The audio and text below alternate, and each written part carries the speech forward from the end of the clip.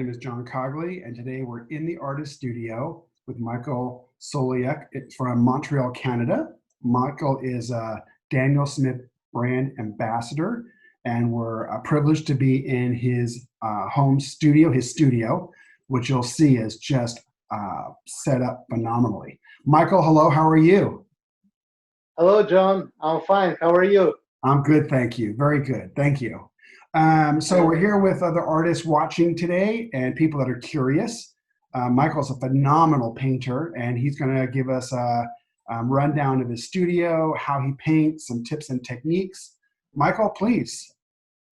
Yes, and thank you for that great opportunity. You know, when I was a very young student in my college, and if I met the great artists, which style I like, I'm all the time asking to come inside the studio to see the working place, to all the equipment, and how this guy painting.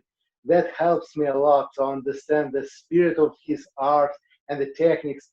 So for now, we have a great opportunity to invite people to my studio and my working place. Welcome.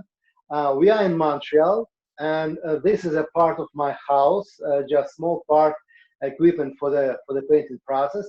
And by the way, one wall of my studio is just a mirror, so that's why we can see it from the mirror for now, and that's why the space look a little bit bigger.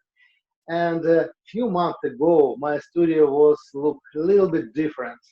For now, because we are stuck in our working places, there is no traveling anymore because of the coronavirus. I have to rebuild the studio. You can see for now it's a lot of cameras in front of my table here, and because all the lessons and the demo are going to be online now, so everything's look kind of different. So it's pretty nice place, and you just have to know I'm a hunter. I'm all the time hunting for the new brushes, new materials, new paper, everything. If I can see something, I'm just trying to take it and test. That's why in my studio, it's one of the bigger collection what I saw, I mean brushes collection. It's around 300 different brushes. Wow. So I'm testing all of them. Yes, I like the materials. It's very important. You know, for my feeling, it's very important, special for the watercolor. It's just one medium on the planet, whereas all the parts going inside each other. Paper, pigments, water, everything connected. So the material is extremely important. That's why I'm hunting, I'm trying, I'm testing. And in the end of the video, I will explain my favorite brushes, which is very unusual and interesting. So like you see, for now, everything is different, and my table near my computer and with the cameras, and here I'm working. And mostly I spend more time in that place, not in my house, because that's what I'm doing all the time. I will show you a few of my artworks. It was made in the last few months when I was there in quarantine, and all the time people asking what is my main subject, because I'm painting landscape, cityscapes, people, everything, and the answer is my main subject is the light. So that's what I'm trying to pick up. So it doesn't matter it's the people, or it's just a street, or just a forest, or something, or yeah, waterfall. It doesn't matter. For me, it's important the light. That's what I'm trying to find. That's what I'm looking for.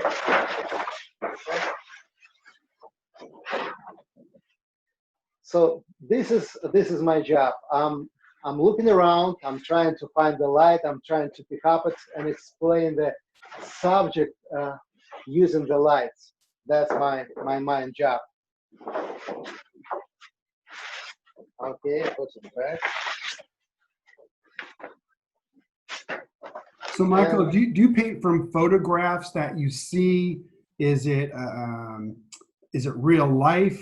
Is it something that you're doing through your imagination? What's your focus for coming up with subjects? You know, like at once, then I was a very young My great teacher told me, before you starting to paint something from your mind, you have to put something inside. That's why the big part of my job, it's plein air. I'm painting outside and inside the studio. I can say it's like a 50-50. So I spend outside the same time like in the studio. From in the studio, I'm painting from the photos mostly, for sure. But don't be wrong, I never copy the photo. I'm using it just for reference. I transform it to the watercolor language, and that's the a bigger part of my job, not just a copy. But outside, I'm painting too. Honestly, I'm very lucky guy because I'm living in the beautiful place. You know, almost nobody know what's the Montreal. It's the island, and we have a water around. And I'm living just 5 minutes from the border of water with a beautiful view. So I'm working all the time with my sketchbook and watch and take the photos. But yes, after that I back to the studio and using that too. So unfortunately, it's very hard to paint the people in the studio. That's why I look the mostly the photo for the reference for sure. And how many paintings do you do at one time? Do you focus and just start and finish one painting, or do you work on many paintings at the same time? I can tell you a very funny story. At once on my personal exhibition in Moscow in Russia, one journalist asked me how long I'm painting. And I mean, for one painting, how much time I spent for that. And I gave the true answer. So I say, I'm very fast guy. I make the painting just maybe 2 hours, not more. So if I'm start to paint, for me, it's like a big energy. I put all my power in that, and I never make a break till I finish this. So it's exactly 2 hours. And after that, one critic came to me and say, never say that, never. You have to say, you're working hard, you paint a few weeks for one paint, and it's a hard job or something like that. But true is, I'm really fast painting. And if I'm not finished with my painting in that day or the next day, I never touch it because my feeling will be different. My mood will be different. And I want to rebuild it completely. So if I don't finish that for now, it's gone. Really? Wow. Yes. Interesting. So that's why if I'm start, I have to finish that. I have to take all my feeling and mood what I have right now and put it on the paper, and I never back to this again. So that's how it works for me personally. Okay, excellent. And you see, like I say, I'm teaching here now in that place. That's why you can see, yeah, just move the camera. Here, all my equipment, and this is all the colors of the Daniel Smith is just in front of my eyes. And that's very comfortable. Then I have a communication with my students, and we trying to choose the right colors for the subject. If I have all of that right here, that helped me to make the right choose and all the equipment in the right place, right there. And by the way, this is what I'm using for now for teaching a lot. This is my new book about the watercolor. It's just published 1 month ago, so it's kind of new stuff. Uh, Very big, and all my experience for the beginners, I put it here. It's a lot of personal advice, including the techniques, tools, everything, because I'm teaching the last 10 years almost every day. I like that job. Michael, can you hold the book up one more time so people can see the title in case they're Yes. interested? So this is a called Colored Water. That's the full guide for the beginners, from the first steps to the good level. And here is all the explanation about the materials and 10 practical lessons about all the techniques and tricks. But the most important for me, here you can find all my personal advice and the personal experience. And I believe that's one of the most important part of the communication between artists and students, personal life and personal experience. Excellent. And I promised to tell you something about the brushes. Like I told you here, it's a huge collection, and I test all of them.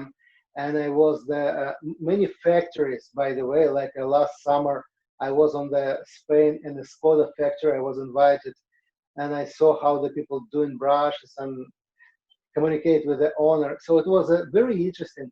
But finally, I stuck on the three very funny, I can say funny because it's look unusual, brushes, and I will show you what is that. I just move the camera and show how it works.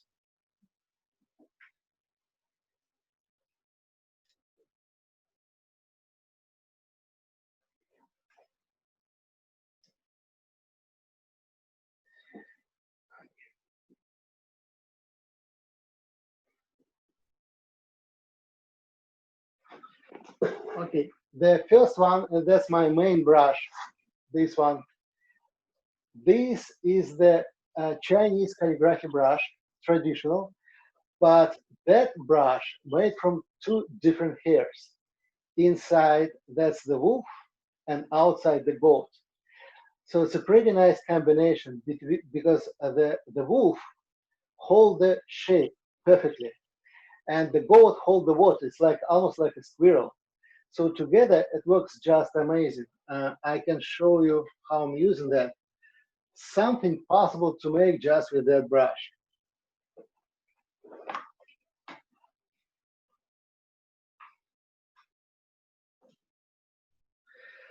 Like if you want to make the tree, very simple tree, you see what I did with the shape of my brush. I'm almost destroyed, but because of the wolf, brush can hold the shape. And if I want to make the trees, I can do it just like that. And you see the brush painting itself. And in the same moment, that brush possible to use to make the very tiny lines like that.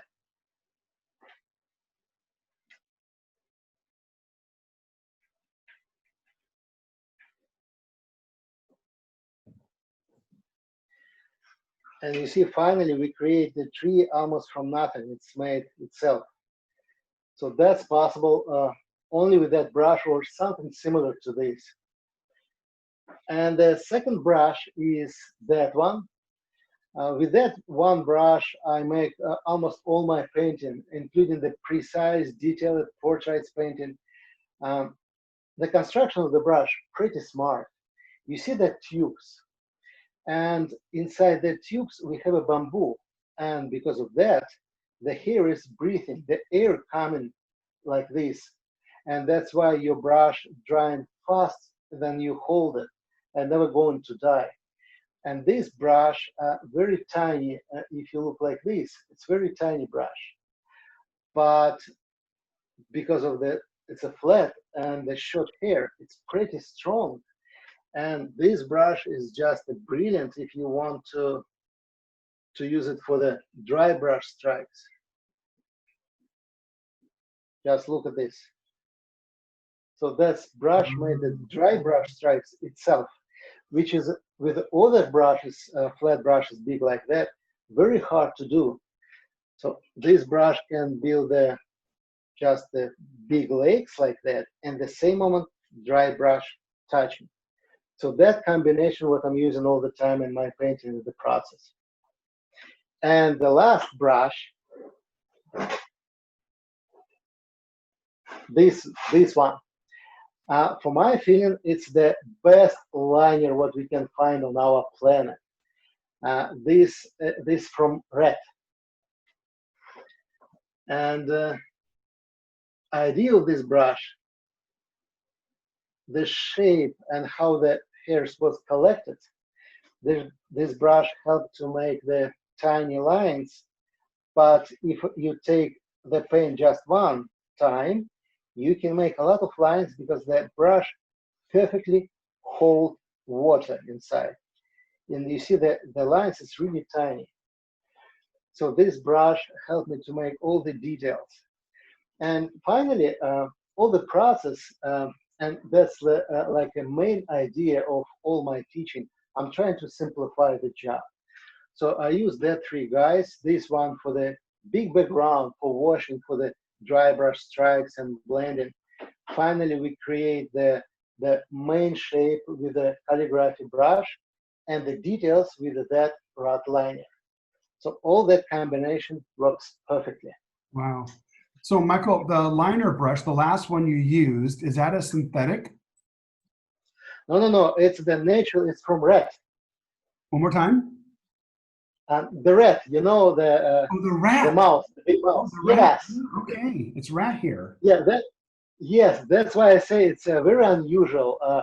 And this is again, it's a Chinese brush because in Europe this kind of hair no one company use, but the Chinese watercolor tradition is very old, more than 1,000 years. So they create that liner, and almost nobody know that. But the liner is just amazing. So nothing compared to that, for my feeling. I mean the tiny brushes for the details. Wow, that's very interesting. And just the last few words about the colors, what I'm using in the process. Um, because the people all the time asking what color I'm using for this job, for that job. I have to say I have two sets of the Daniel Smith watercolor colors. One set is around 18 colors. I'm using this in my studio. You can see that big palette here. So that's what I'm using here near my table. And for the plein air, I'm use my travel palette. This one, it's Eco palette, made from bamboo. And you see here is just 9 colors. And that you can see here, 3 big guys. Because that's interesting for me was experience. I'm talking with a lot of top level watercolor artists. And all of them say, yes, we're using a lot of different colors, but everybody have a favorite colors, 3, 4, not more, honestly, mostly. So everybody have a 3 favorite colors, which people use a lot.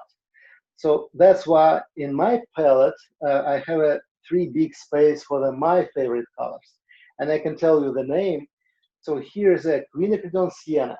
That's very powerful, colorful orange color, brilliant for mixing, very transparent. And this is a purine violet. The purine violet, nothing compared to that color because it's not simple. You couldn't say that's the purple or violet. It's something very specific and very rich. And this color I'm used for mixing a lot. And the last one is indigo. And indigo from the Daniel Smith, by the way, it's completely different. All other brands have a little bit bluish indigo color. That's why if you use indigo for mixing with the warm colors from the other brands, you all the time have something greenish. But from the Daniel Smith, if you take indigo and, for instance, quinacridone sienna, I can show you. You have a very nice brown color. So in my palette, the brown colors not exist. The brown colors are mixing all the time. So that indigo itself, I just move Yeah, the camera and you can see that. yeah. Yes. So that's indigo itself, and that's beautiful color. And this is my favorite quinacridone sienna. Here is it. But if you mix that guys together, you have a very nice brown color. You can see that. Oh, yes. And what is really great is under my control. So for now, it's very close to the sepia. If I want to make it a little bit more warm, I just add a little bit more quinacridone sienna. If I need it more cold, I add just a little bit indigo, and I have a very, very cold brown color. So that's why that 2 guys together and the purine violet, great combination with all of them. And talking about that 6 guys, it's absolutely unique color. This is quinacridone deep gold. Honestly, I never saw that rich yellow color like this because mostly the yellow color is too simple and I can say flat. This one and something unique and very nice for all kind of mixing. And after that, alizarin crimson, phthalo blue green shade, cobalt, uh, moon glow. That's something amazing. And the nurture tone. So that said, all what I need when I'm traveling on the plein air for painting, and that enough to make any kind of plein air painting. So from this, I can mix everything. Excellent. But sometimes I'm use just that three big guys plus one or two from that small set. Michael, what was the last color? The last neutral tint, Neutral tint. Okay. Okay. yes. So because that's another one was a great discovery from the Daniel Smith colors because they're mostly black colors, not transparent. But in my painting, I never use white. I'm almost never use the masking fluid, so I prefer to left the white paper. And that's why it's very important for me to keep all my mixing very transparent. And all what I have in my palette, in my dot card, and in my studio palette, in my traveling palette, all the colors transparent. And that helped me to care about my mixing. That's another one very interesting thing. If you mix 2, 3, 4, 10 colors together, if all of them transparent, in the end, you have a nice, bright, good mix. If you add just one opaque color inside your mix, you have a dirt, and it never will be look transparent like a vitrage or something. So, and I'm a lazy artist. I don't want to keep in my mind what color I have to use for my mixing. I just, special on the plein air, I'm taking that more spontaneous. And if all of them transparent, I don't care about that, what I add inside. In the end, it's all the time brilliant, perfect, colorful mix. And that's important for me. Oh, excellent. So, Michael, I see by your painting there, by your hand, the painting. Do you do color mixing tests before you actually use those colors in your painting? So, do you? Yeah, it's a good question. It depends my subject first. So if I'm painting the subjects with which I worked before many times, like the landscapes or the portraits, and I'm never use the test because I'm already know my palette very well. But when I'm traveling and I'm going to the different countries, all the colors outside me look completely different. Like another one interesting discovery, each country have a different color of the sky. A little bit more greenish on the Caribbean, on Cuba, a little bit more ultramarine inside if we go into the north of the Canada. So inside each country, because of the humidity, because of the sunlight, the color of the sky are different. So that's why all the time, if I'm traveling, I have to rebuild my set a little bit. Sometimes I add the new colors, sometimes I add the new mixing and use a new mixing. That's why for this, I'm starting to prepare the mix and testing before I'm start to paint to understand is that the same what I see or not. Excellent. Very nice. And so, do you have you've actually made several tips for people watching? Do you have any other tip or technique you'd like to give to the people watching? Yes, I can tell you, for my feeling, the most important idea of the watercolor, because all the technical tricks and tips you can find a lot of them, and they are very helpful. That's true. But for my feeling, it's more important to understand the spirit of watercolor. And for that, that's what I'm telling to all my students. We have to understand what the watercolor, it's not the paint. Oil, acrylic, that's the paint. And the process, it's a painting process. Watercolor, completely different stuff. It's not the painting.